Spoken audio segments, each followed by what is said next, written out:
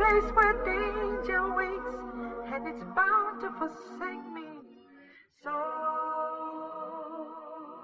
stupid minded, but I go crazy when I can't. Flying high in the fearless sky, without leaving the ground. The rest of the folks are tired and weary, and have laid their bodies down.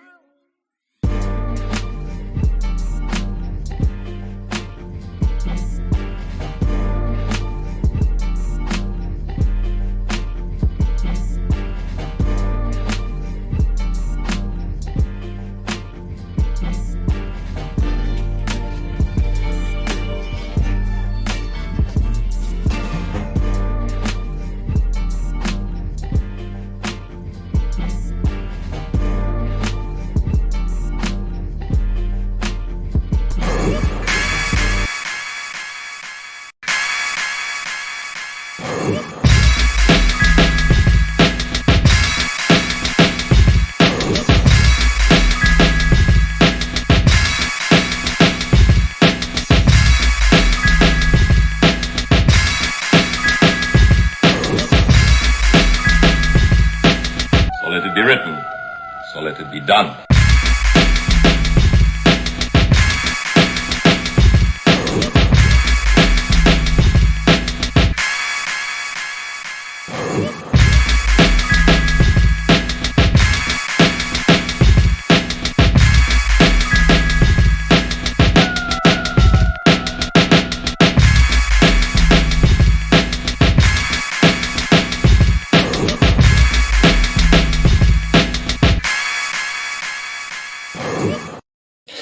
Ladies and gentlemen, welcome to the Heritage Hip Hop Podcast, where we introduce you to your future favorite artists today while standing on this great culture, which is God's heritage, and that's why we're called Heritage Hip Hop.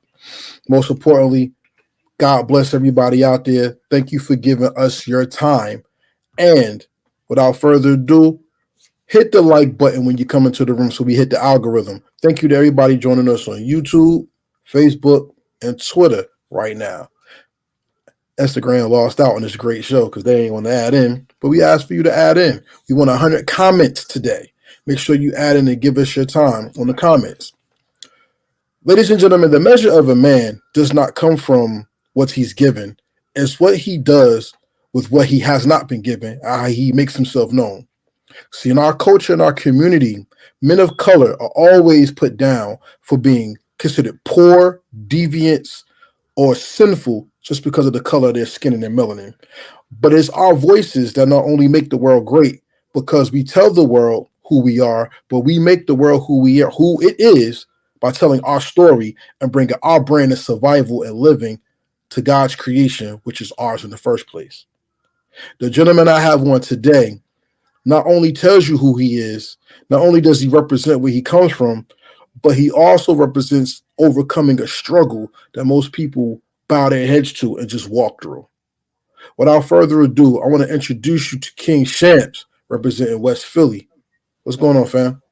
What's going on? What's going on, man? Hell of an intro, man. Hell of an intro, first and foremost. Let's get that out in the open. That's real talk right there. That got me ready to go. All right, that's what I'm talking about. So, welcome to Heritage Hip Hop, first and foremost, and thank you for giving us your time. Absolutely, absolutely. Thank you for having me, bro. So let's start from the middle. Hip hop is something that is very worldwide, but yet it belongs to our communities. Tell me about West Philly, how that community has embraced hip hop and made it a part of its fabric.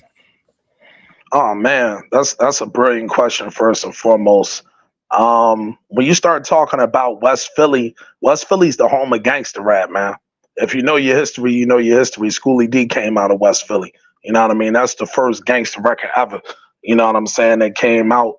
You know, and so many other records came after that. You know, Ice-T said it 6 in the morning, and then, you know, Boys in the Hood right after that, influenced by that. So West Philly has always been the epicenter of hip hop. dope music, fly street guys, you know what I mean? Pretty much like any other inner city, you know what I mean? But one thing I can say about West Philly is it's an extremely tough environment. It's extremely and tough neighborhood. You know what I'm saying? Like I tell people all the time, if you can make it out of Philly, you can make it anywhere, especially out of West Philly. And what you got to do in order to maneuver, in order to get to the next day, you got to be real smart and militant minded for sure. You know what's deep about Philadelphia culture when it comes to the mainstream? Philadelphians are always generalized as people who had to fight just to be, not fight just to exist. What does that mean to you? Oh, it's 100% facts. You know what I mean? And I think to exist as well. You know what I'm saying? Because you got to get out of the city first. You know what I'm saying? In order for people to actually start seeing you and really getting recognized for the work that you're putting in. Philly, as talented as it is, it has a lot of backstabbing, a lot of backbiting, and a crab in a barrel mentality here in the city. So after you kind of get through all of that, then you kind of got to deal with what the industry gives you. You know what I mean? What the game gives you and all of the different hooks and crannies that go with that. So, being from Philly, it definitely teaches you to be real tough skinned.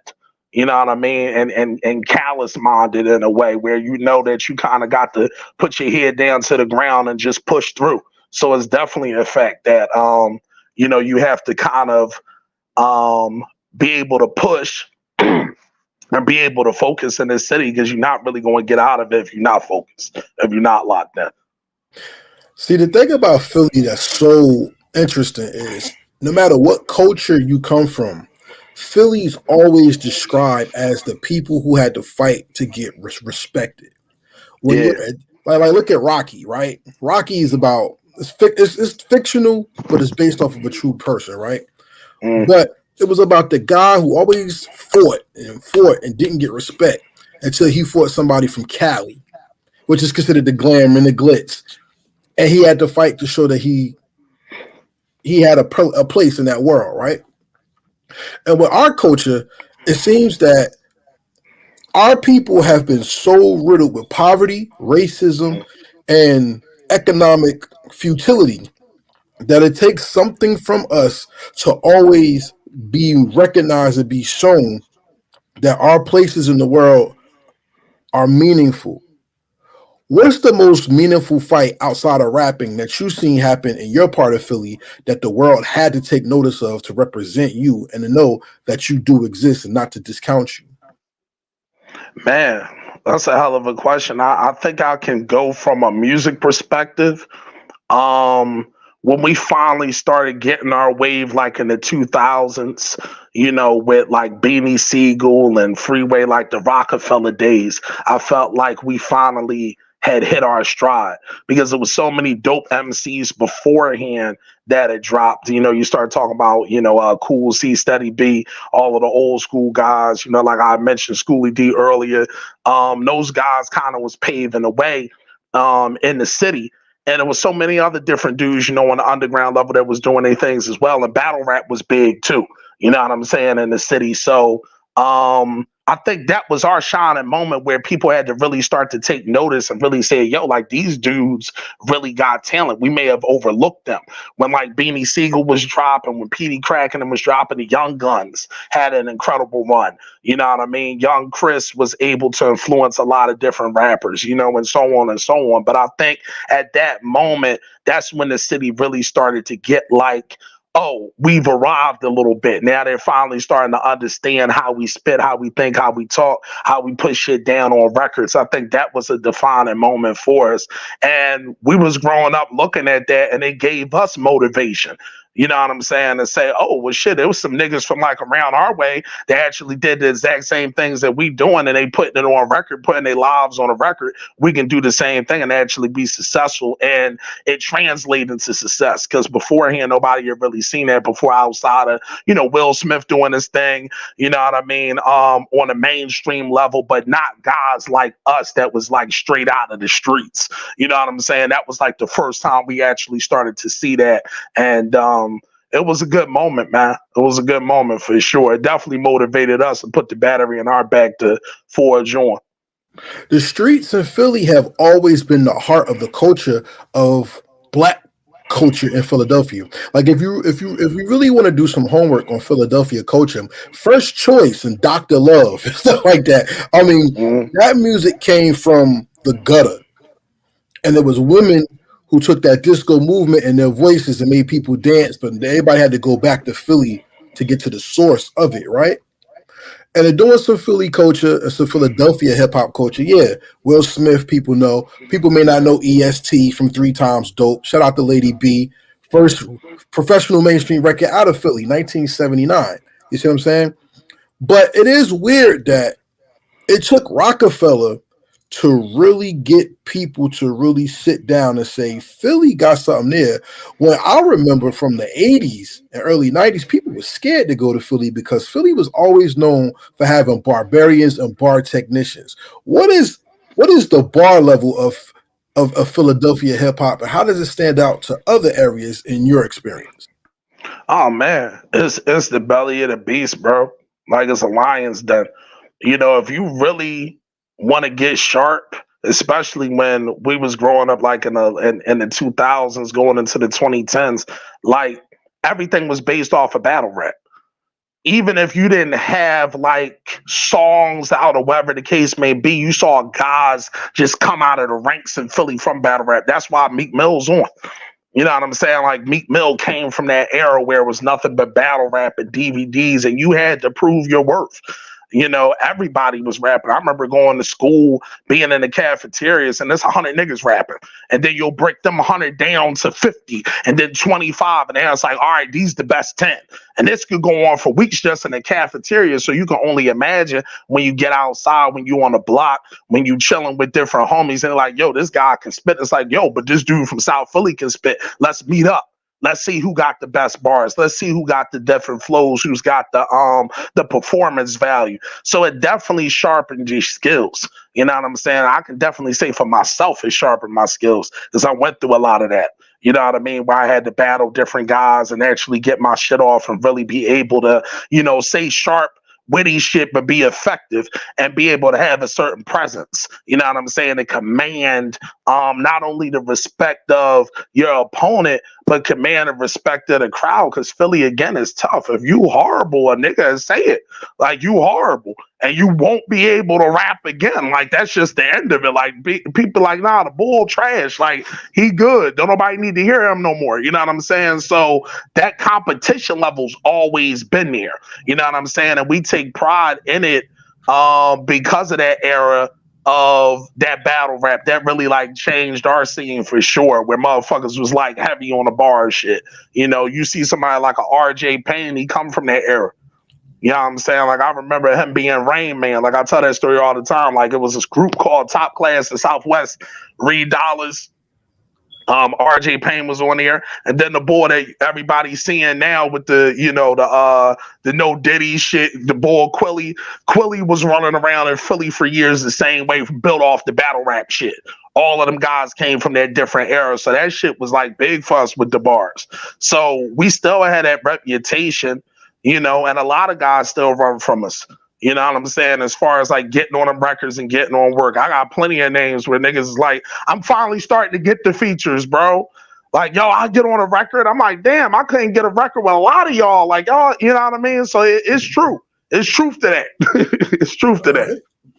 Ladies and gentlemen, we just got to the let's build part of this conversation where King Shampz just said something that's very interesting that I want to take it back to the core of the interview about. Now, we started in the middle. Let's go to the beginning, because you said something about school, and life is a classroom without walls. You're going to get a lesson at any time of the day. When did hip hop first introduce itself to you that made you look at it and go, I'm going to do this? Oh man, I always tell this story and it remains true. The Fade to Black DVD, bro, by Jay-Z. When I saw that shit, man, like I said, yo, that's what I need to do. I said, I can do that, just to see all of those legendary people from all walks of the entertainment business and all walks of life came in there to see one man put on a show. It was phenomenal. You know what I'm saying? And then it showed the background of the album and how the albums get recorded in the studio and the process. You know what I mean? And that was the thing I fell in love with the most, was like, yo, it's a lot of work behind this, but once you actually put it out and the people receive it, and if it's really like that, you're gonna get crazy results. You know what I'm saying? So that was the thing that really got me going, was like, yo, I fuck with this. Same thing with it was Puff's album, matter of fact, the Forever album. I know a lot of people may not even have listened to it or fucked with it or didn't fuck with it, but listening to that album and listening to the production, listening to the different artists he was able to bring through on there. Beanie Siegel was on that album too. It was just a dope moment for me where I was like, yo, like, this is the shit. Like, I want to do this right here. Like, I want to be able to be one of those dudes in the game. You know what I'm saying? And those are like my earliest memories, you know, watching 106 in Park, you know what I mean? BT and all of that, and watching the guys go up there and battle. I'm like, yo, I'm nicer than these niggas. Like, I can beat them out any day of the week. You know what I mean? Like, it just gave you that competitive drive, and it just continued to develop. But I think those were some of the earliest moments where I was like, yeah, I'm definitely going to go in here to pursue this. This is what I'm born to do, for sure. That's fire. See, in school, I was lied to in my face. Because in school, people wanted to give us, do this to get a grade so then we can pass you. But they didn't say, do this to make yourself better because life needs you. As you matured in your hip hop process, what was the biggest lie you had to overcome to realize you was nice as you are? Oh man, that's a hell of a fire question. The biggest lie? You know what? I'm gonna be honest, and this is probably a story I never told. But you know, great interviews can bring those things out, right? Where you actually got to dig in a little bit and thinking your thoughts. I remember some old heads from my neighborhood, man. And I was real cool with them, or at least I thought I was. And I never forget the first project. Me and my brother Azan, who's my blood brother, same mom, same dad. He produced all of my projects and everything. Salute to him.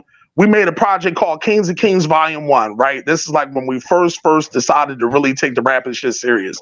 And a lot of people was fucking with it. We were selling the CDs, you know, little CDs with a little cheap little print on there, but we was hustling them, you know what I mean? And people appreciated it.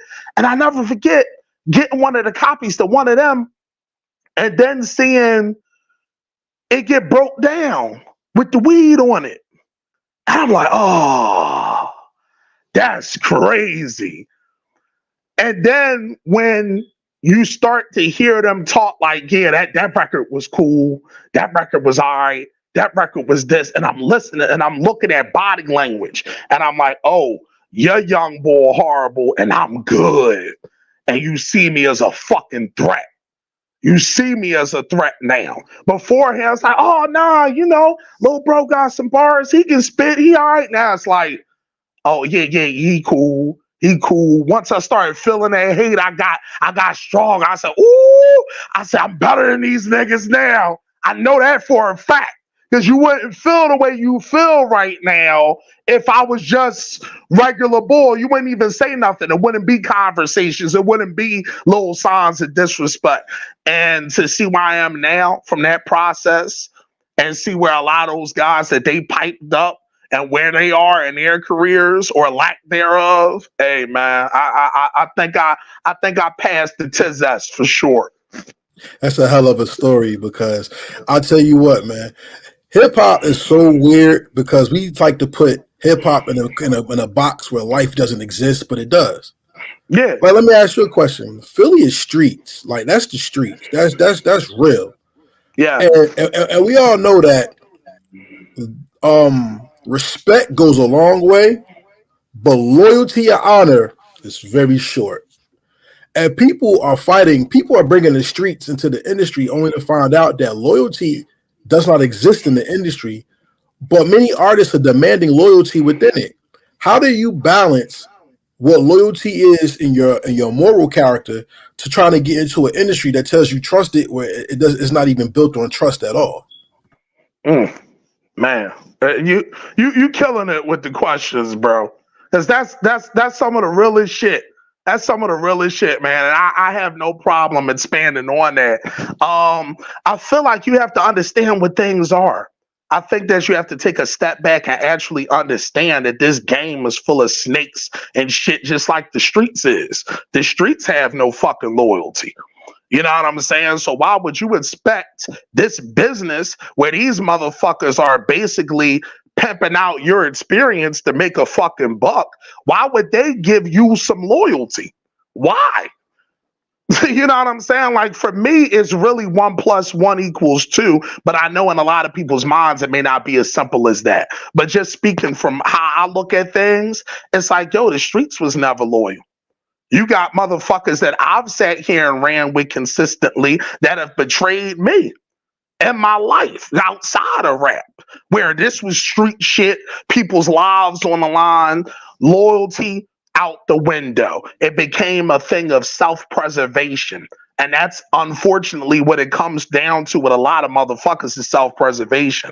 You know what I'm saying? And labels and different people in the industry, that's what they're there for. So with my understanding and what me and my brother's understanding is, when we built Dead Wrong Records, was like, yo, it's us against them. Whoever we fuck with, whoever builds with us, we're going to consistently be solid with them. But we're not going to expect anything from these motherfuckers. We're not. You know what I'm saying? Like, I'm not going to be like, oh, he the label boy, he's supposed to do this and the third. Bro, he never even knew you. He don't give a fuck about you, bro. He care about what you can do, what your numbers is, and what you can put up.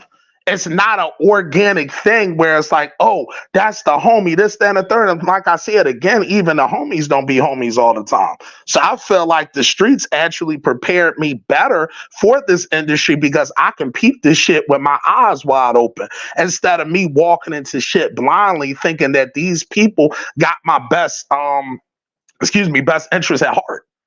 You know what I'm saying? So I've approached it the same way. Move calculated, be smart. If you show me love, like you showing me love, I'm going to consistently show you love and keep it 100% and keep it real with you. If you want some fake shit, we going to play fake shit. And that's fine with me because it's the business. I understand that. You ain't going to throw me off with I think that the label boy going to jump into beef with me. He a label nigga. That's what he do. He do label shit. He's a DJ. I'm not expecting him to jump in the streets and handle my beef. Just like I'm not expecting this nigga off the street to jump out here and start servicing records down the Hot 97. Everybody got a goddamn game to play, and you got to understand how to play the game. You know what I'm saying? Straight up. That's called the ROI. For everybody out there who doesn't know, the return on investment when it comes to loyalty is loyalty just the same way. But if you're nothing but a number and you're seen as a calculated risk, people will cut you off because the risk of them losing money is not worth the investment that they put into your life, because your life doesn't matter to most of these people. Facts. Which brings me to another point, though, because I really don't believe we truly know what loyalty is, and we don't truly know what love is because hip hop we talk about the pillars, right? We got DJing, b-boying, beatboxing, MCing, and all that, right? Right. But the major pillar in hip hop that people don't talk about is poverty, because it's the poverty that they hold over your head to make you sing for money. And it's also the poverty that's held over your head that make you look to do something else, because equality does not exist within the life that you were given. 100. The hardest thing I tell people is you first experience racism when you turned on television and saw no one who looks like you, and you dream. And then the next part of racism you experience is when you look outside and everything that's on TV ain't your reality, and that's the reality you have to live up to while you dream to be somebody who doesn't look like you. When did your dreams and your reality start to mesh and you saw your dream and saw you in it as a reality? Man, beautiful question. I think by the way I was raised, I was fortunate enough to have parents that raised us in a household of do for self. If you know where do for self comes from, you know exactly where I come from and the mindset that I have. You know what I'm saying? So when you have those seeds planted in you at an early age, you have a certain level of self-pride. You know what I'm saying? Of I am the best because I come from the best. You know what I'm saying? So it never was a thing for me where I looked at TV and was like, no other way. I was like, oh no, these are lies that sound true. You know what I'm saying? These are lies that sound true to the people who are unaware. You know what I mean? And unfortunately, it's a lot of people that are unaware, and all we can kind of do is try to guide them into the light, into the right direction. You know what I'm saying? But as for me, from where I came from, the way I was raised, oh nah, man, it was always a great level of self-esteem. You know what I'm saying? I understand that I was a king from the onset, and that I'm supposed to carry myself as so. You know what I'm saying? So as I grew and the more and more I did look at things, it became painfully obvious that all the lessons that I was taught from an early age was true as far as being a black man in America, dealing with racism and, you know, dealing with cultural racism and then racism within your own community. So you're dealing with 8 different, you know what I mean? As a black man, you're dealing with about 8 different things before you even get out the damn door. You know what I'm saying? So once you actually hit, like you said, when the dreams become reality and then the reality can become a nightmare, you have to hold on to the dreams that started off in the first place. You know what I'm saying? So that's how I've always looked at it, where it's like I come from that place where you literally, like I said, have to be great. That's what was taught. You literally have to be in your purpose. You literally have to strive for perfection. So for me, it was always instilled in me. You know what I'm saying? And I always try to instill the same shit to my homies too. You know what I'm saying? To let them know, hey man, like don't let these motherfuckers downplay who you are or who you need to be and who you can possibly become. You know what I'm saying? So for me, the tell lies to your vision ain't never worked on me. Well, hey, I applaud you highly. But see, in the culture today, the exploitation of our young boys is something that's horrible to the point where you don't even see many commercials with men of color, black Mm, men in the commercial. You see more black women with Caucasian men or Asian men or Hispanic men, and we're being erased. And the only thing they show these young black boys is Snowfall, BMF, Power, alternate lifestyles that's within it, or the gangster lifestyle that only leads to mm. the coffin or to a destitute reality. We have the only thing there's only 3 things people invest their money in: entertainment, food, and caskets. And it seems with us, they always give us the casket if they don't entertain us. Being that you're going into that reality and you're going into that life, how do you create your art so that people don't fall trap to the entertainment casket bug, but they understand that this is what it is, but now it's time to overcome it to be better and build legacies? Oh man, again, like I said, you knocking it out the park, man. Number one. I feel like for me, interviews like this, and the more and more I can talk about my craft, allow people to have a better understanding of where I'm coming from. All of these different things that we're writing down are experiences we've experienced ourselves or people around us have experienced. It is a form of entertainment, just like the Terminator and the Godfather, and all these different things are a form of entertainment, but they're also based off of true events. And what I'll sit there and tell a young black man is to be able to use your story to go on ahead and build something for yourself that can actually be positive. Turn your negative into a positive. Yeah, we come from the streets. Yeah, we come from the guns, the drugs, the gangs, and all of these different things. But we have an opportunity to actually put this on wax or put this in a book or go on motivational speaking tours. Like you see a brother like Wallow who did 20 years, came out and is being positive. You can go on ahead and still use those same things that made you, but you can also build and show young brothers, hey man, listen, it's another alternative to this thing. You don't have to go into this lane. And if you look at those stories, like you said when you brought up BMF and you know your Snowfalls and all these different things that are being sent out here and programmed for us to sit here and watch. Look at it as entertainment and understand, hey, these are the pitfalls. Snowfall, my man, went and became a fucking junkie. That's kind of what happened with a lot of niggas in the 80s and 90s. It's a lot of them stories. You know what I'm saying? If anything, you need to be looking at the end result. You know, I never forget this lyric that Jeezy said. He said, we all love Scarface, but we all know how that ends. You know what I'm saying? Where it's like after a while, we can sit here and look at all of these different things and be entertained, but don't emulate.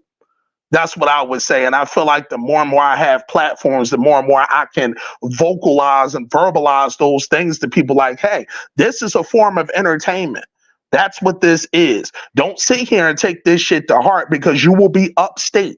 You will be dealing with a lot of different situations you don't want to fucking deal with. Trust and believe. And I think more and more of us artists have to be able to articulate that, where it's like, hey, this is what this is. Understand that this is my story. These are the stories of people that are like me, but I'm not going to sit here and perpetually push it as if I'm still gang banging, as if I'm still running around with the guns. And nah, I was running around doing all that shit. Best believe. That's 100% facts. But at the same time, you have to look at it for what it is and say, yo, I'm going to turn this negative into a positive, and more artists have to take the responsibility to give this message to the younger guys.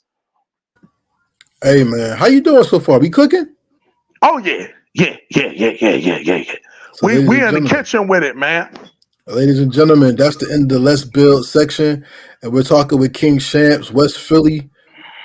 Hey, he representing that here, but we about to get into the Larry Davis heart of the situation. You ready for that? Oh, yeah, for sure. Let's get to it. Hey, if y'all know who Larry Davis is, y'all know what we about to get into. But let's take a commercial break right now.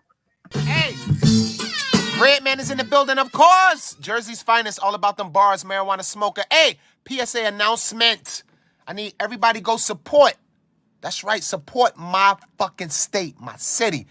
Heritage Hip Hop, a New Jersey media source that celebrates New Jersey hip hop worldwide. Facts.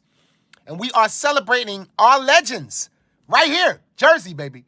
Please subscribe to Heritage Hip Hop on social media. That is Heritage Hip Hop on social media. Jersey, you know I love you. Jersey, you know we got bars and we got music and we got legends all day.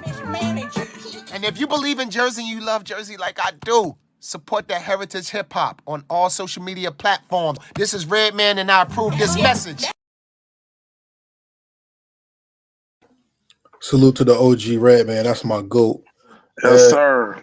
Everybody, you wanna know how much I love the GOAT, Redman? Join me on Twitter this Saturday as we go over the review of Muddy Waters. And you can read my group, Salute to the Block. Shout out to B, Lou, Tone. Shout out to T. Shout out to Ace, Sincere, Mr. Botters, too many y'all to name, old head, love all y'all. Y'all my peoples, but we here with this man right here. And it's time to get back to the facts of why we here. And why we here is this gentleman not only has some music out, but he has a visual art that they teach in school that the hip-hop game takes for granted, and that's called visual wordplay. And I want to talk about that. So first and foremost, congratulations on finding the skill that most people pay money and fail to achieve. You know what I'm saying? I give you that. Let's start with the Rise of Corleone, by the way. You mind if we just flip and jump around? Oh, yeah, for sure. Do you think, man? I'm rocking. I'm rocking. You was about to say something. What was you about to say, though, for real? Nah, we rocking. We good. We good to go. Yeah. Nah, we good. We good. We Gucci. You have an Entendre song that kind of bugs me out, and it's called All White Everything. Yeah. Because all white everything could be what you wear, it could be what you design, but it could also be the purpose of how your income comes in. Facto. Tell me about All White Everything and how you were inspired to make that song off of the Rise of Corleone project. Oh, man. One thing for sure and two things for certain, man. Again, it goes back to what I was saying was we really was living a certain kind of life. You know what I mean? Niggas was really living uncivilized for the longest. You know what I'm saying? So it's like we want to talk about what we going to talk about and how we was doing, you know what I mean? Not implicating ourselves and being foolish and, you know, throwing names, times, and numbers like a lot of dumbass niggas like to do, but literally telling our story. You know what I'm saying? Like literally telling our story. And, you know, my brother came down, you know what I mean? He made the beat and did the hook as well. He's a monster with that shit. I always call him the best artist in the world because he's producing, putting hooks together, and he'll give you a crazy 16 too. And we just sat down and put it together. He was like, yo, like, he was just coming up with the hook. I was like, oh, that hook crazy. And then, we got the different samples and the way the beat's going with the percussion and everything. I said, yo, let's just talk that talk on here. Let's literally talk that talk on here. And if you from the streets, if you have an understanding, you know what I mean, the numbers and certain lingo and certain things that you can decode, if you from that life, you can listen to that record and be like, yeah, they talking that shit. Like, this shit ain't you can't just write this. You know what I'm saying? If you ain't been in it, you ain't lived it, you ain't really been in those situations. You know what I'm saying? So the inspiration was just our lives, man, and just putting the streets to it, but also putting a bop in and putting a rhythm into it and doing something different. You know what I mean? We always want to make our music exciting. We want it to be an experience. You know what I'm saying? And we want to go on ahead and take you to the streets, but in a certain kind of glossy way. And like you said, throwing different entendres on that shit. You know what I mean? Letting motherfuckers, read it how they want to read into it. You know what I'm saying? But if you listening for real. You feel me? And one thing I want to say is, when you live a certain lifestyle, certain things spark an interest that go over other people's heads. Yeah. There's a quote that says, freedom is seldom traveled by the multitude, which means a lot of people don't walk that road, right? But for people on the East Coast who hustle, Interstate 95 is the long road to what could be.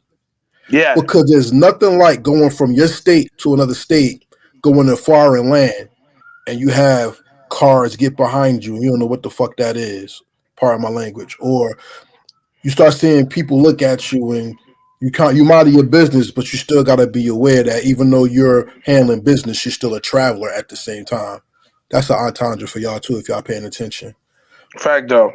My question is, when you take those trips down 95 and you have a song Interstate 95, that's why I brought it up, y'all. But when you take those trips down 95 and you look at what it takes to even make it, does rhyming about the struggle become a therapy for you, or is it a catharsis for you to overcome what it is that hurts you the most about the life? Oh man, I think it's a little bit of both. You know what I'm saying? I think that it gives you that motivation where you see where you were at and you know what you're becoming. And you're allowing people to kind of get inside of your mind, get inside the mind of the hustler and really be like, you know what? This is my story. This is the story that I'm giving to you. You know what I'm saying? And when you're sitting down and you're writing that shit, and you've really experienced it, like you said, you dealing with them different hotels, them little motels, you moving in and out of those different cars, you switching that plate, you switching that one, you drop that phone over there type time. When you literally used to like dealing with that kind of shit, it's a part of you. So when you actually sit down on your musical journey, it's authentic and it's organic and it's a real thing and you can hear it. You know what I'm saying?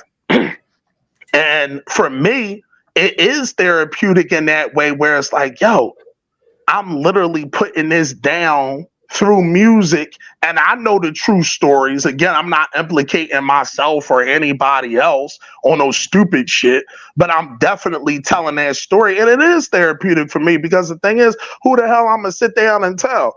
You know, you put this shit on the internet, all you going to do is tell on yourself and take yourself to the place. And ain't nobody trying to go up in that place, Jack.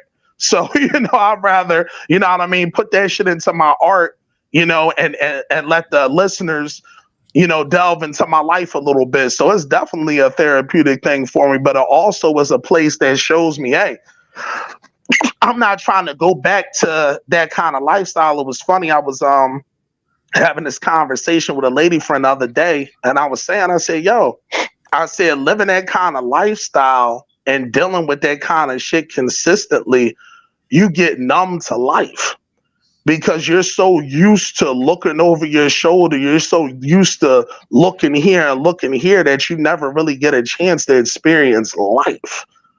So now when I finally have that monkey off my back and I'm no longer just running around ripping and running, I actually can see things, I can hear things, I can taste things differently. Because beforehand, it's like, yeah, I'm eating that bite to eat at this little stop and go, John, but I got to watch these three niggas pulling up in a Cadillac type time.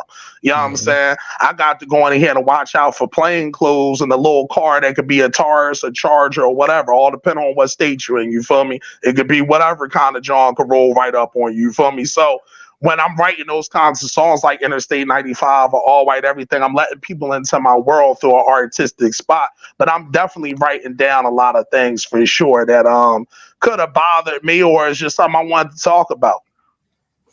Yo, shout out to the ladies that give us these good conversations.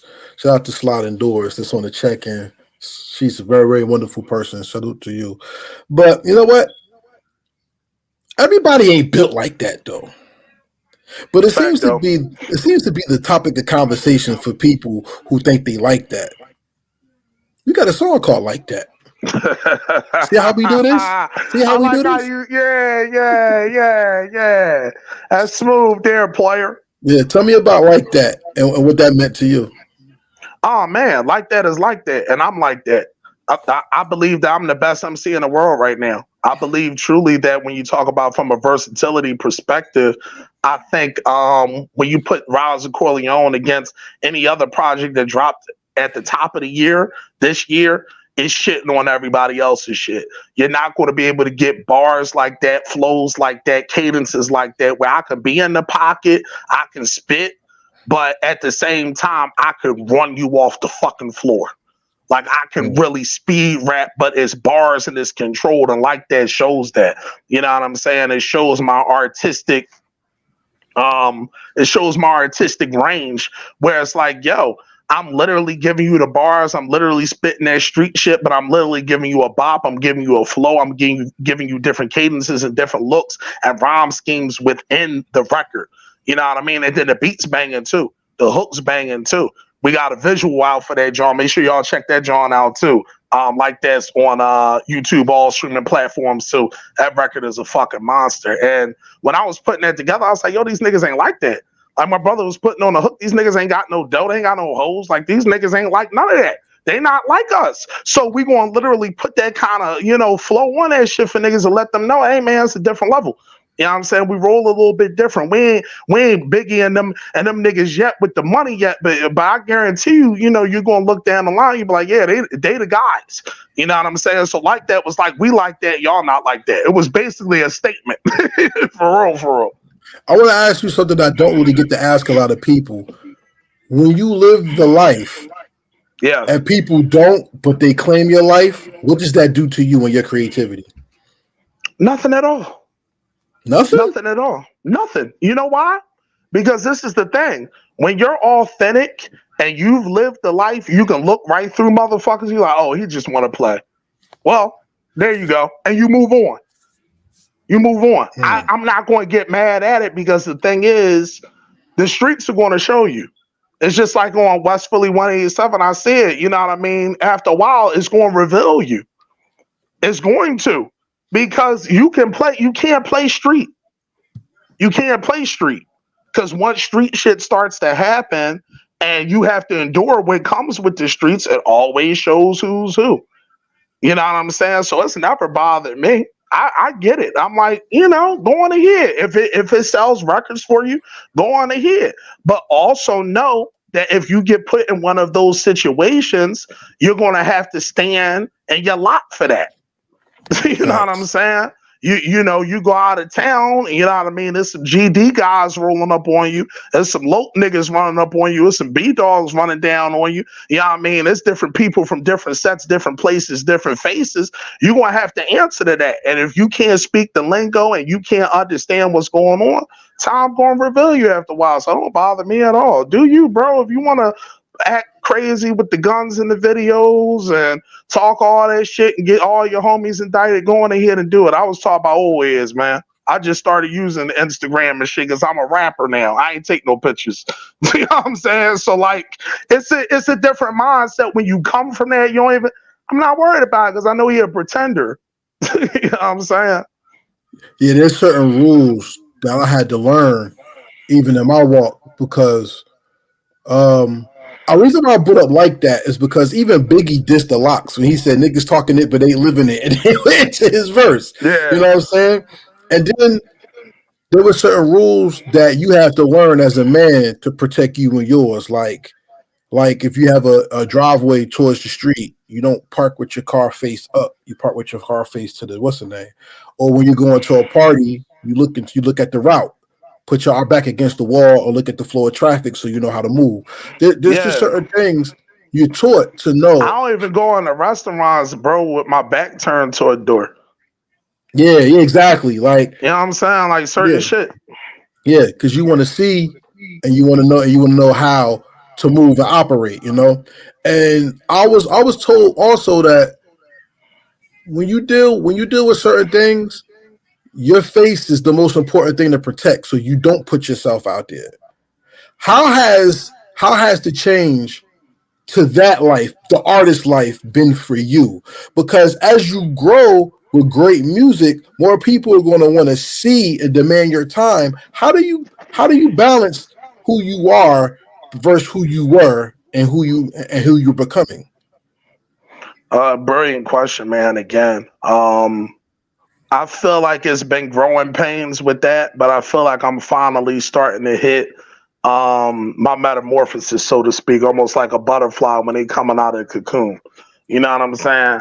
And I feel like being in the streets had me in the cocoon, like I said, from like a certain life. Because it's a different life from being a civilian and being a street guy. You know what I'm saying? And that shit can be difficult. And I don't think a lot of people really talk about the transition of that.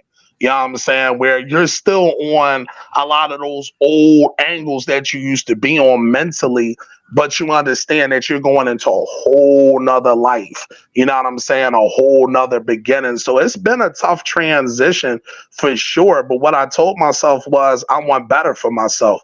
I have unbelievable talent and an unbelievable skill set that can save my family. So instead of me selling coke and running down on niggas and doing all this extra shit that's going to get me time, why not sit here and put this fucking energy into this shit that I'm very talented at, and I can also help other brothers and sisters getting into a lane where they can get paid too. So I said I got to go on ahead and start taking these risks and being, more into the cameras and shit. Cause I've always been a charismatic kind of guy. I always carry myself a certain kind of way.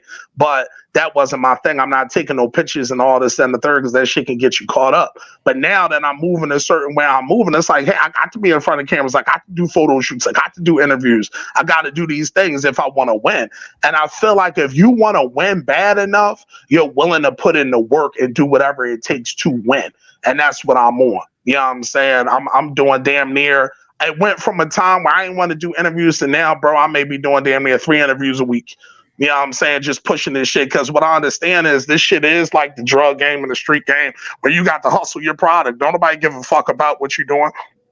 You got to make them give a fuck about what you're doing and actually have a product that's worth some quality when you do present it to the people. So that's been my main focus. But it's definitely been a hell of a transition. Not going to say it's been the easiest, but one thing I can say is I've become way more comfortable on this new journey. And I love where I'm going with it for sure. The transition helps you get to your South Beach visions. Why don't you tell me about that track? Facts. That's just the life that I envision. It's almost like a beginning, middle, and end kind of story from a way where it's like it starts from that street shit. It starts from dreams turning into reality, and then reality turning into nightmares, and then you tearing yourself out of them fucking nightmares and say, you know what, I'm gonna build a whole nother dream that has none of this shit in it. You know what I'm saying? And that's just kind of how I composed that record. And it's the life of the baller. Being a guy that came up, being a Rockefeller fan and a Dipset fan and a Bad Boy fan and all this, it was all about the flashy shit. You know what I mean? The guns, the butter, the clothes, the hoes. You know what I mean? And that was the life that we was living. You know what I mean? Niggas in AC every other weekend doing whatever to whoever type shit. You know what I'm saying? So we just kind of putting that shit on the records. You know what I mean? Again, it's based off of true stories.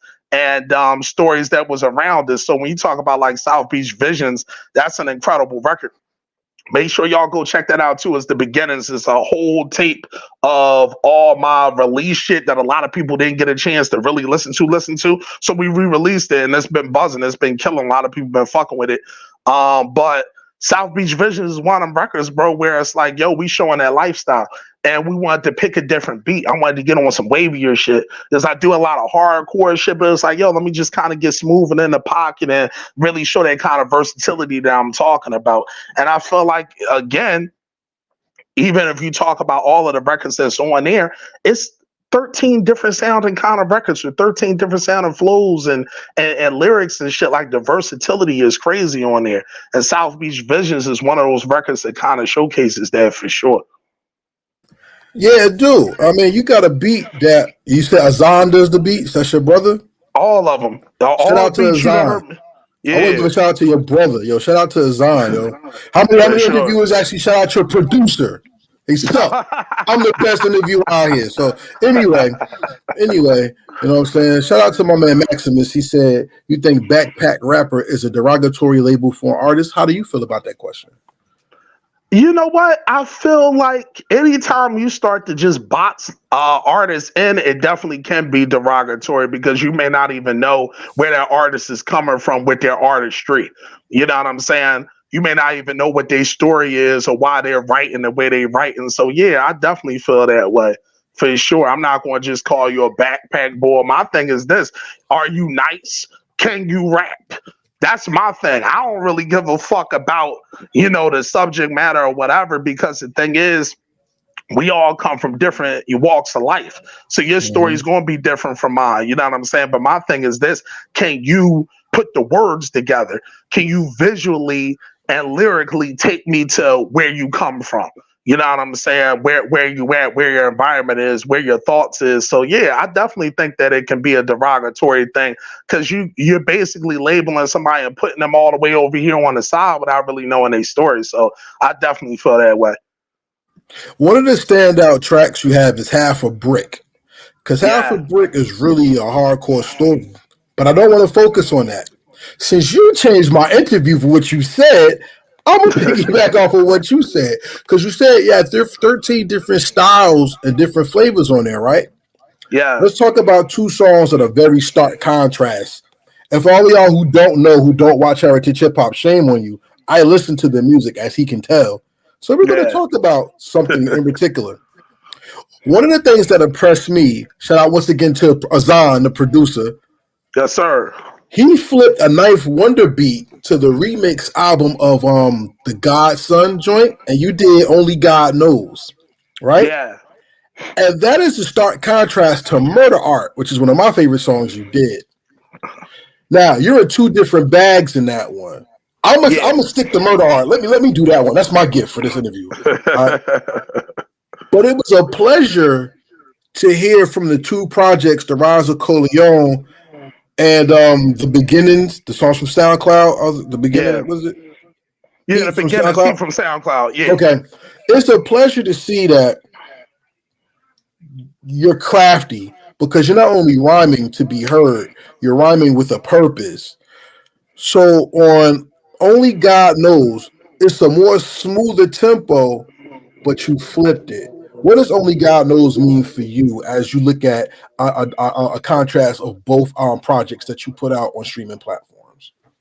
Oh man, again, like you said, you listen to the music, and that's why I'm really, really enjoying this interview. I wish more people actually did the research that you're doing. I really fucking appreciate that, because what it allows me to do is it allows me to get more in details for a lot of questions people will want to know, but a lot of people don't know how to articulate them. So I really appreciate that. I feel like what Only God Knows, it's a record me and my brother and our artist Frio from Dead Wrong Records, shout out to him as well. He had an incredible verse on there. I feel like that record shows our environment, what we want to get out of. Like if you listen to the lyrics in Only God Knows, it's basically talking about the hustle. It's basically talking about niggas trying to strive out of that poverty that you was talking about earlier. It gives you a certain kind of vision of you dreaming your way out. Even in my verse, I'm writing my verse talking to my unborn child. And that's Mhm. how I wrote my verse, where it's like, hey, I'm talking to you from a place of success now, but I'm giving you the story of where I came from. Where it's like me and your uncles was wild. We was doing all kinds of shit. We was doing all kinds of things that was trying to get us to the top. We may not have had the correct vision, but we had vision. So now that we have the correct vision and guidance, I'm giving you this game to show you, hey, this is where we came from and this is where we're at. You know what I'm saying? And I feel like Only God Knows kind of shows that versatility. And then talking about a whole nother flip of murder art, I'm a big person on art. You know what I'm saying? Oh, don't do that! Don't do that! Don't do that! That's my thing. That's my thing. We ain't get there yet. We ain't get there yet. My apologies. My apologies. I'm rolling, man. I'm rolling. I see. I I'm rolling. see. We doing it. We doing it. But I want to give you respect before we get to that song because I used to be in the booth for myself. Word. And I'm not going to get on here and say I was the nicest person in the world. I just did it for therapy. It was for me, and it was me bonded with people that I built with at the time, right? But I wrote a song, and you was talking about talking to your unborn. I did the same type of song, and it was about losing a dream that dies when you die. The most richest place in the world is the graveyard, because that's where $1 million dreams rest.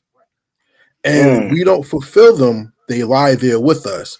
And that's what kind of like endeared me to the song. Not only was it's one of my favorite Knife Wonder beats of all time, but the subject matter is what got me unhinged when it came to it. And that takes us to murder art because, like I said, most people pay money to have a skill that you have, and they fail miserably. Because I hear y'all trash ass music. Everybody singing music I don't like. That shit is garbage. But for this one, murder art stood out to me because there's two. KRS once said, "An MC raps to you about your life, or a rapper just raps about life." But an MC is one who can rap and make the song a canvas and paint the scripts, the scriptures, or the verses. See how I'm looking somewhere else? Because you took me Yeah. there. It takes you to a place where you can paint the verse with the words so that the person can be brought into that world you're painting. That makes you an artist, not a rapper. What makes your rap your art, but what makes your art superior to your rap, in your opinion? Oh man, I feel like when you start talking about art, that's the biggest thing to me is being an artist. I feel like rap comes second because rapping is actually putting your thoughts down to paper. I feel like the art is the biggest thing because you have to have a love for the craft and you have to perfect the craft. And I'm a person that believes in being repetitive as far as reps is concerned, like rehearsing consistently, writing different verses over and over and over again, and making sure that whatever I'm putting down on the pad or on the phone or whatever the fuck I'm using to write is going to translate over to the listener. Because the thing is, I'm writing down my thoughts. And in order for me to capture my thoughts, I have to have an understanding of the art.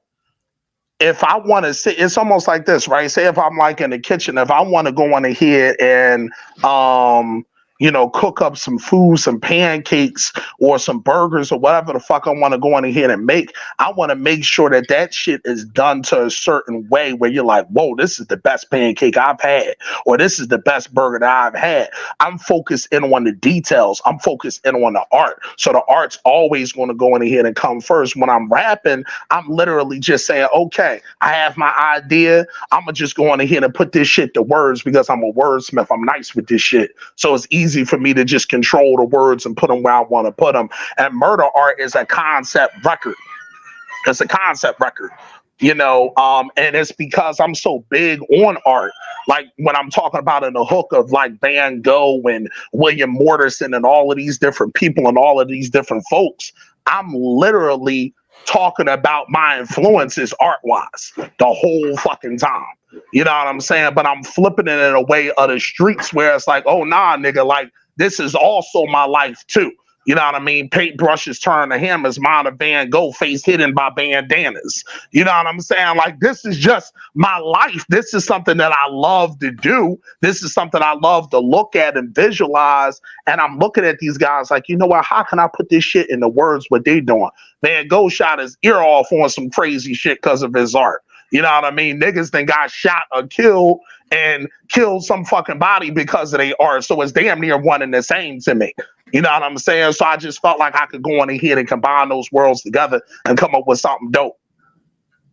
But see, that's what made the record so fire to me, is because it follows the lines of people who took a concept and flipped it. Look at Biggie, Niggas Bleed. Yeah. That was a movie. So that's a different type of pen. Look at the Jizza when he did Labels. Once again, that is a different pen, but it's a different type of art. And let's keep it home style, right? Let's take it back to Benny Siegel. If you listen to Mac Man, when he flipped the video games, art, but different type of pen. And one thing I know about comic book heads and hip hop heads, that art blends so well, because while one writes the story, one is also illustrating the story, so it hits the mind and the heart of the person that partakes in the art. So my final question of this interview to you, well, this part of the interview to you is this. What's more meaningful for you? For a person to listen and hear the art, or for a person to take the art into their heart and live with the art that you create? Man, that's a brilliant question. I believe that you should have a balance of both, where you want the people to go in here to connect with it. You know what I'm saying? And really hear where you're coming from and understand the energy, but really to appreciate that artistry of what it takes to put this shit together. You know what I mean? I think a lot of people don't understand when you start talking about elite MCs and guys that are really at a dope lyrical level, how much work and effort is put into this shit.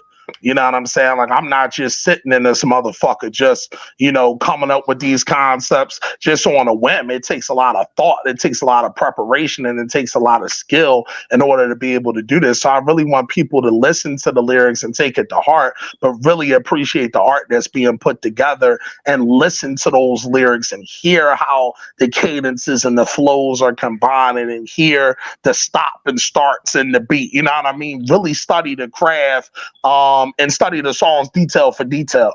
I know a lot of people don't want to go on ahead and do that, but the geniuses always get separated because of their art. You know what I mean? Not because they were able to just give you one moment. You know what I'm saying? You still have people that are dissecting Stevie Wonder's albums to this day. You know what I'm saying? Because of how prolific the writing and the producing and all of the different things that he put together, even the way he arranged certain songs, is still being talked about. So overall, for me, I want people to really recognize their art. You know what I'm saying? And live with it too. I feel like it should be a balance. Ladies and gentlemen, I hope you've enjoyed this interview, but it's not over yet. So before we end it, I want you to stand on your square. I want you to tell everybody who you are and why they should mess with your music, and give them a good synopsis of you. 30 seconds. Go. Oh, yeah, for sure. I'm King Shampz. I'm from West Philly. I'm the best rapper out of Philly probably ever. I truly believe that. If you really want to fuck with dope bars, dope lyricism, dope production, come fuck with me. It's a whole new sound that we're creating here at Dead Wrong Records. If you want to still hear lyricism with a bop, you don't want to hear no boring shit with no drums and niggas rapping about shit they ain't never lived about, come fuck with Dead Wrong Records. We got you covered, baby. Philly style, you feel me? West Side shit. And I have nothing more to say. Well, I can't say none of that shit. But no, the interview's not over yet. Would you like to play a game with me before we get out of here? Oh, yeah, for sure. Let's run it. All right, everybody. Well, now it's time for the rapid fire questions. These are not yes or no questions. These are questions to show you the integrity and the truthfulness of the artist and the bars and the knowledge of the hip hop culture they represent. So, you ready to go? Oh yeah, for sure, I'm ready. What album or song from another artist, not your catalog, perfectly describes you? Perfectly describes me. Oh man. Whew. That's a hell of a fucking joint. I'm gonna say a Jay-Z song. I'm gonna say Threats or Scarface and Cold Blood. Damn, this man's so angry. All right, cool. I got you. Damn, threats and what? Oh God. All Yeah, right. and Cold Blood by Cold Scarface. blood Yeah, is woo. yeah. Off the Fix. That's one of my favorite Yeah. albums, You got classic right there. That's a classic. Yeah, yeah, my man goes, I'll chop you up, put you in the mattress. Jesus Christ. yeah. All right, we got it. All right. Remember not to get him angry. All right, cool. All right, so here's another question because you're a barsmith, and shout out to Azar once again who makes the beats. If Yes, sir. this person never came out with this song, what's the perfect hip hop beat? Meaning you would have took that beat, made it your first single. Whew.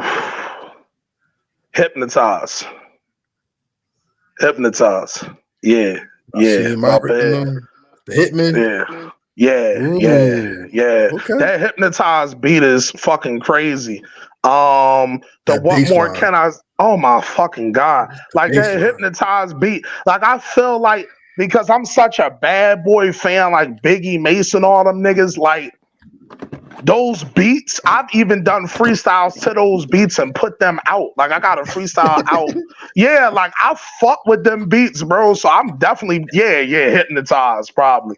Yeah, Yeah, hypnotized. look. Yeah, for Don't sure. play no games. Yeah. Facts. Don't play no games. You said Yeah. hypnotized. Biggie was looking at me. He pointing. You know what I'm saying? Yeah. That bass line is so nasty. Yo, man, like that Yeah. beat is crazy. Like, and I feel like Biggie really the only MC. Like Biggie the GOAT to me because of that versatility. That's who I'll follow after as far as rapping. You know what I'm saying? And Black Rob Mm. was highly underrated too. I was just, you know what's fucking funny? Me and my brother was just having a whole conversation, maybe 15 minutes before we got on this interview about Black Rob and G Dep and how them niggas bars wise and how they can control beats with they like rhythm and their gruffness. Man, phenomenal rappers for sure. Wow. I'm saying Black Rob's album was highly underrated. Yeah. Okay. Let's talk about it at another interview. All right. I want to stick to this young man because his interview is dope, yo. The World Tour track. Shout out to Maximus. He on his hip hop shit tonight. You know what I'm saying? Another question for you. KRS-One is the first MC from New York to give Philly the major shout out it deserved, right? Mm. And Poor Righteous Teachers were the first rap group from New Jersey that bought 5%, and people think they were Philly, but they represented Trenton. How do you define the Philly-New Jersey relationship, and how does it make hip hop better, if there is one, in your opinion? It's definitely one. Philly and New Jersey are the ones that are outside of New York, and everybody looks at us as the little brothers, but we're probably the most violent little brothers you could ever run into, and the most realest little brothers that you could run into.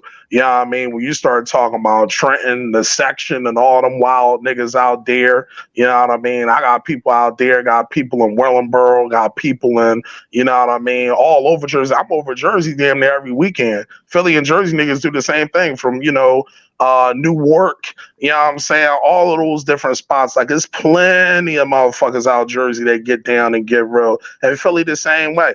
You know what I'm saying? And I feel like we both are the same where we got legends. We both have put a lot of dope shit in the hip hop. Anytime you talk about what Tretch did for hip hop and Queen Latifah did, you know what I'm saying? Coming from Jersey and them being legends and really changing music and really showcasing that East Coast shit. And New Jersey and Philly never switched on East Coast shit. We still the same cities. New York, damn near Atlanta now. You know what I'm saying? For real, for real. You know what I mean? And I fuck with New York, my niggas, but niggas know the deal. You know what I'm saying? Like Philly and Jersey still the same way. You know what I mean? We still sturdy in our approach. And Philly and Jersey always have had a great connection, and battle rap keeps our connection going too.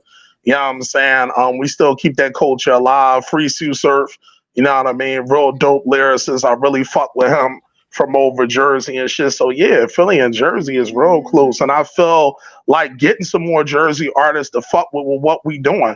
We actually putting together this project soon called East Coast All Stars, and anybody that's dope Jersey artists that's on some shit, come fuck with us. We ready to go. Well, I'm gonna invite you up to something we gonna do as well, because I respect your lyrical game, man. Salute Free Sue Surf as well, surf. You know what I'm saying? But that don't stop the energy. We gonna keep on going. In your opinion, in my opinion, I think Brooklyn does hip hop better than everybody because Brooklyn took their borough across the world as a song. You know, I like LA could put stuff out, but it don't be LA people representing LA in the way where LA is a single or a hit song. You know, I mean, the closest one I had, I think, was Domino. Yeah, a song called Long Beach Thing. But Brooklyn had Crooklyn Dodgers 1, 2, and 3. You know what I'm saying? Yeah, and everybody forgets the third one. Salute the Ninth Wonder. Everybody forgets the third one. But if you had to take Philly across the world, around the world, who's your 3 Philly MCs and who's doing the beat? Well, Zon doing the beat because I feel like he the best producer out of the city. I feel like a lot of these niggas in the city trash for real. They ain't really got no originality at all. Everybody's shit sound the same. That's just me. And they ain't even really no bias shit because niggas be trying to send me beats all the time, and I gotta politely decline consistently because shit be trash. So Zon's definitely making the beat. He's definitely making the beat. I'm gonna be on that John. Let me think. Who else? Beanie Siegel gonna be on that John for sure. Who would be my last guy from the city? Because there's a lot of dope people from the city. We talking about representing it from a bar's perspective. I gotta go with Black Thought. I'll throw Black Thought right up there. You know what I mean? If I'm trying to show like the skill set of Philly and show all dynamics of Philly, I would definitely go on ahead and have to throw Black Thought on there. Sleeper would be a Gilly the Kid too. I know that may throw some people off, but I know a lot of people in the city, like if you start talking about that flashy, talking that shit like Gilly before he started doing all the nut shit and all the podcast shit, he definitely would go on ahead and get on there.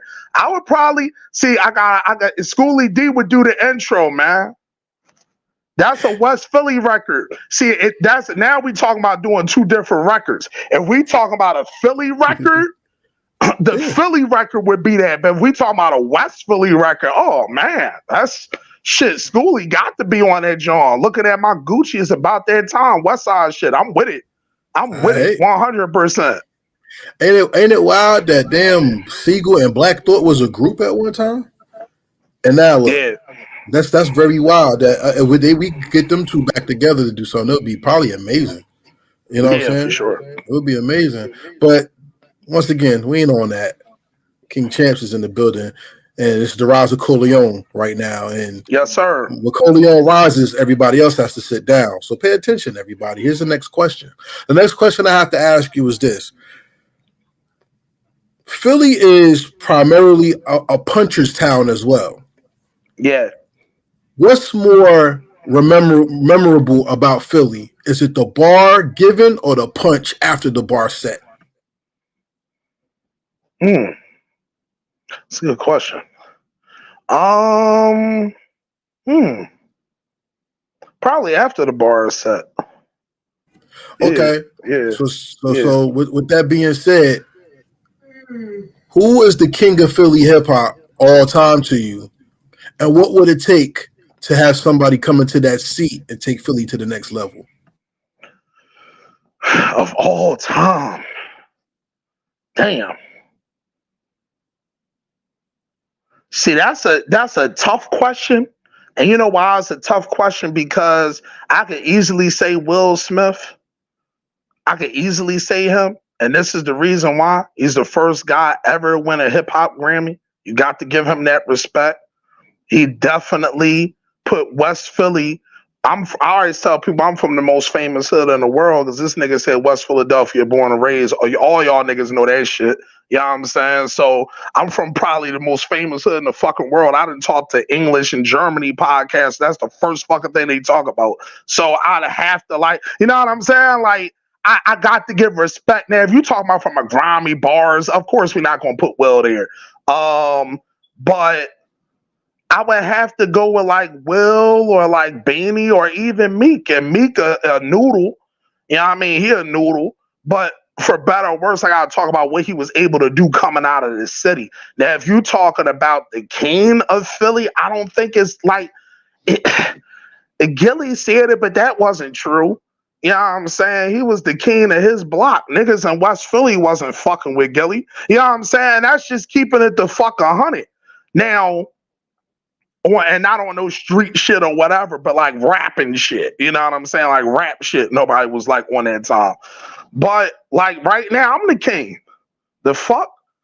Like I don't really know too many niggas that's fucking with me in the city, and I'm not sitting here trying to just boost myself up. But if you check out my work, if you check out the resume, if you check out Roz Corleone, you check out all of these different projects I've put out and all of these different songs I put out, it's gonna be hard to deny that. Now, if you're talking about from numbers perspective, of course, I got to catch up with a lot of those guys. Those guys have done extremely well for themselves. Salute to them. But if we talking about Dark Alley, who leaves with their heads on their shoulders, I'm the only nigga walking out. They go for all them niggas. And that's how I feel. I'm the king of Philly now. It's no contest. The Roz Corleone was the first shot, and it wasn't a warning shot. It was a head shot. You know what I'm saying? And we just gonna keep firing and keep firing and keep firing until we take this shit over.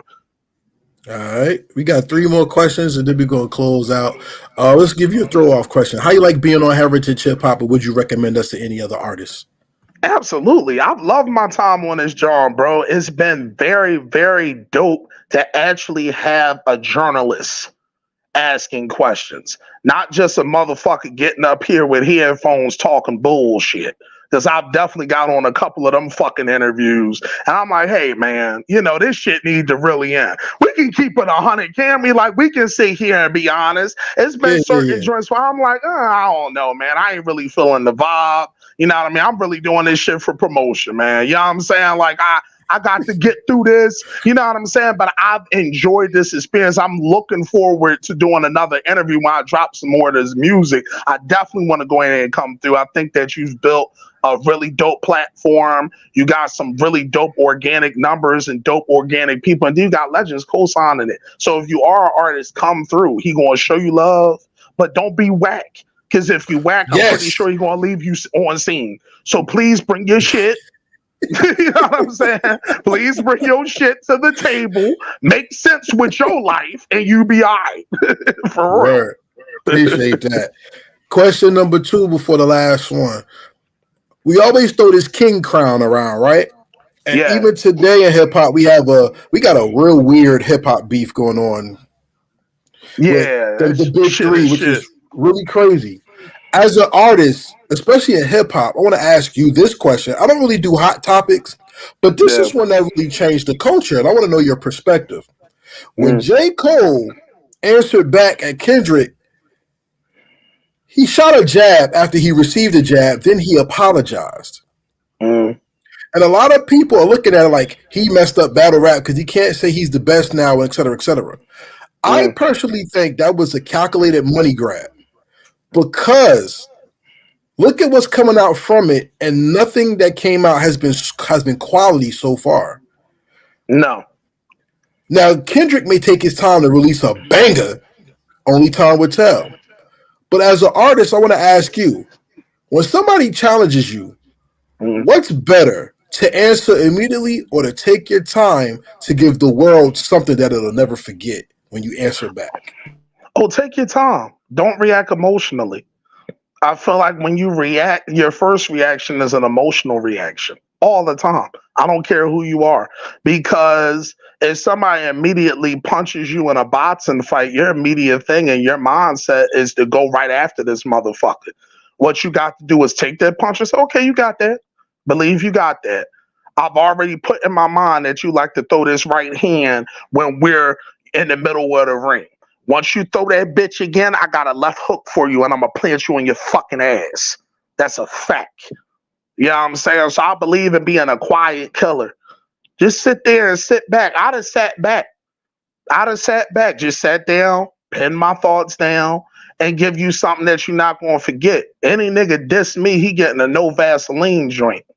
I'm cooking you. Like straight up. I'm cooking you. Like fuck that. Like you come after me, I'm going after you. But it's going to take time. Just like that John took time. NWA was running the numbers up on Ice Cube talking shit. He responded with a couple of jabs, but he took his time. Yeah. And when he dropped no Vaseline, that was the end of that shit. It was nothing to be said. Yeah, people fail to realize, because people always say Takeover and Ether, but Takeover did not go against Ether, but those were the album songs that came out. And Ether actually came out 3 months after Takeover. So imagine how it was sitting with Nas, and he had to take his time before he just came back and just said, all right, you know what I'm saying? Snapped on him. Yeah, he spazzed on him. Because the freestyles were answered with jabs. But the song isn't a jab, it's a knockout punch. And I think that's what people are messing up with hip-hop today. Do you agree? Absolutely, 100%. I feel like because everything is so instant, that people want an instant reaction. People want an instant like. People want an instant view. Everything has to get to people within fucking milliseconds. And my thing is this, and I always use this analogy. What would you rather have, McDonald's or a home-cooked Thanksgiving meal from your grandmother? Now, this the thing. McDonald's is going to be faster. You're going to be able to get that shit. But guess what, nigga? Try to microwave that shit a day out. You're going to find out that you may have a rabbit in your fucking microwave fucking around with that McDonald's shit, nigga. Fuck you talking about. You better get on that Thanksgiving. Thanksgiving going to take 20 years. You right. It's going to take a little bit. Grandma and them are going to be back there bullshitting with the collard greens and all of that. But guess what, nigga? When the food is done, when the food is complete, you know it don't hit like nothing else. So I'm like that, man. I believe in the Thanksgiving dinner. Don't give me that goddamn McFluffy, McMuffin, whatever the fuck. King Shampz cooking right now. Yeah, you have a rabbit in your microwave. That's crazy. But you know what? It's been a pleasure talking to you, and I want to ask you the most important question of the first interview. All right. Yeah. Before we get there, ladies and gentlemen, King Shampz is on all streaming platforms. Make sure you check out his music. But if you like the music or you love it, I personally have bought my copy, but I want you guys to go out and check out the Rise of Corleone and also The Beginning. Was that Heat from SoundCloud? Yes, sir. 2 projects out right now on streaming platforms. Be sure to support. I liked it, so I got my copy. Heritage Hip Hop does not believe in streaming. Put money in his pocket and make sure that you give him what he needs, so he can give you the music that you like or love. You feel me? I appreciate that. So with that, here's the last question and the most important question of the first interview. So you have an open door. As long as you make good music, you always want to come back. All right? Appreciate that. Shout out to Maximus, who said great interview. He's going to particularly check out the projects. You're not going to be disappointed, believe me. Definitely. All right.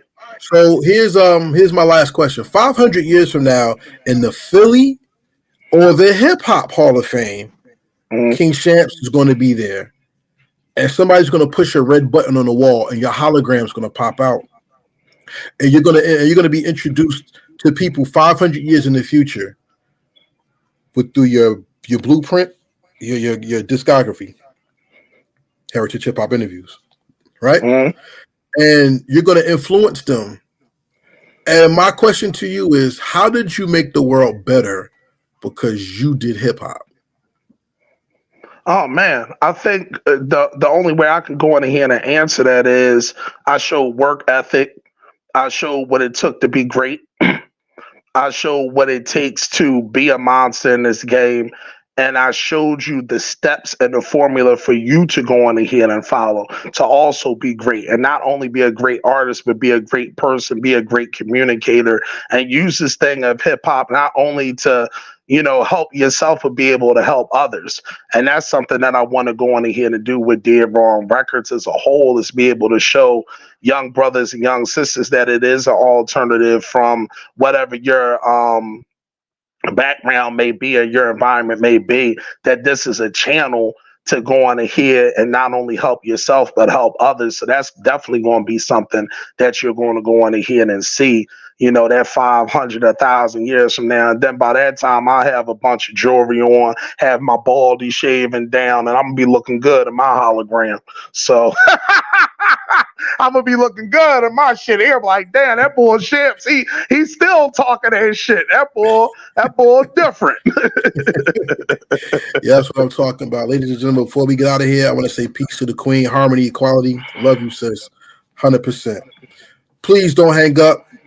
But before we get out of here, y'all, this is King Shampz and the song of the week from Heritage Hip Hop, highlighting this young man, Murder Art. Go check out Murder Art and see not only how he uses wordplay, but listen to the placement of the bars as well. A lot of y'all like to rap, but how many of y'all like to paint pictures with y'all raps? Y'all can do that Glorilla shit as men. Y'all look corny to me doing that. But you got somebody who can rhyme for real. Pay attention. Hold on. Don't hang up, please. Thank you to everybody who followed Heritage Hip Hop today. Thank you for tuning into the podcast. This podcast will be available. Well, it's available now on YouTube, but it'll be available on streaming platforms. If you haven't heard Heritage Hip Hop on the streaming platform of choice, make sure you like, subscribe, follow, share. Let everybody know we're out there. If you want to donate, $ Heritage Hip Hop, please. We're building this platform into something great. And if you like merch, shout out to Harmony Equality for the picture. You got Heritage Hip Hop tees, hoodies, or whatever out there for the purchase at www.tpublic.com/Heritage Hip Hop. That's TEEPUBLIC.com/Heritage Hip Hop. Now we're getting out of here. May the Most High bless you. May you also continue your own greatness as well as sharing ours. We just had our 7-year anniversary. Heritage Hip Hop is on our way to 10 years, y'all. So we doing something special out there. May the Most High bless you. May the Most High grant you peace, harmony, and love, and dope beats. Peace. I said peace, y'all. Peace. And, well, y'all know the rest. Real hip hop. Real hip hop. We here. Real